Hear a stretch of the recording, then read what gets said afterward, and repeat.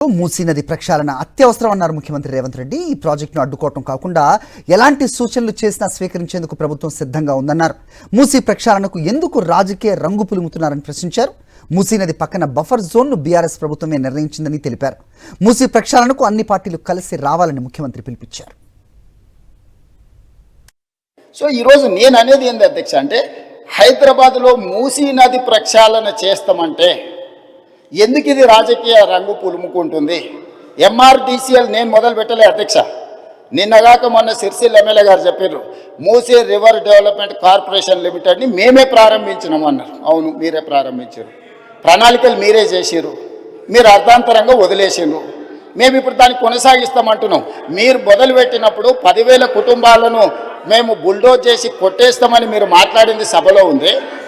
ఆనాటి మాజీ ముఖ్యమంత్రి గారు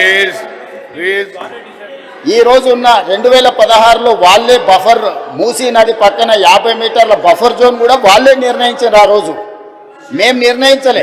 ఈ రోజు మేము అమలు చేస్తామంటే మీకున్న అభ్యంతరం ఏంది? ప్రభుత్వం అధికారికంగా కార్యక్రమాన్ని ఏర్పాటు చేసింది. అయ్యా దీన్ని ముందు కొనసాగించడానికి ఏం చేయాలో మీకు సలహాలు సూచనలు ఇవ్వండి, ప్రభుత్వం ఆమోదిస్తుందని. సలహాలు సూచనలు ఇవ్వడానికి రాలేదు. ఆన్లైన్లో పెట్టినాము. ఆన్లైన్లో పెట్టినప్పుడు దాన్ని చూసి ఏం సలహాలు ఇస్తారో ఇవ్వండి.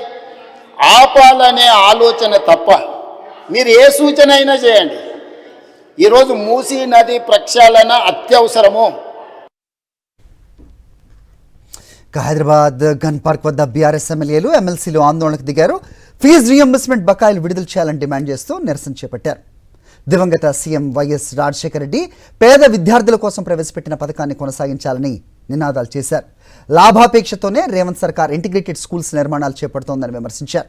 ఎన్నికలకు ముందు బడాయిలు, అధికారంలోకి వచ్చాక బకాయిలు అన్న చందంగా ప్రభుత్వ వైఖరి ఉందన్నారు. బకాయిలు చెల్లించి విద్యార్థుల భవిష్యత్తును కాపాడాలన్నారు. ప్లకార్డ్స్ ప్రదర్శిస్తూ అసెంబ్లీకి ర్యాలీగా వెళ్లారు.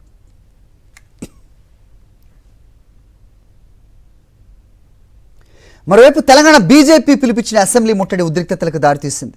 6 గ్యారంటీలు అమలు చేయాలని డిమాండ్ చేస్తూ అసెంబ్లీ ముట్టడికి ప్రయత్నించింది. బీజేపీ శ్రేణులు భారీగా అసెంబ్లీ వద్దకు చేరుకున్నారు. బీజేపీ ఆందోళన నేపథ్యంలో అసెంబ్లీ పరిసరాల్లో భారీ బందోబస్తు ఏర్పాటు చేశారు.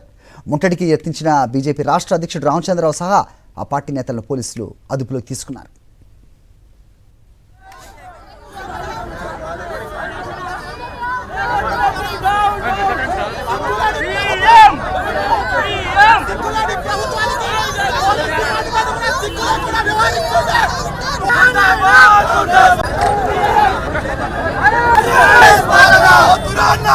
Congress!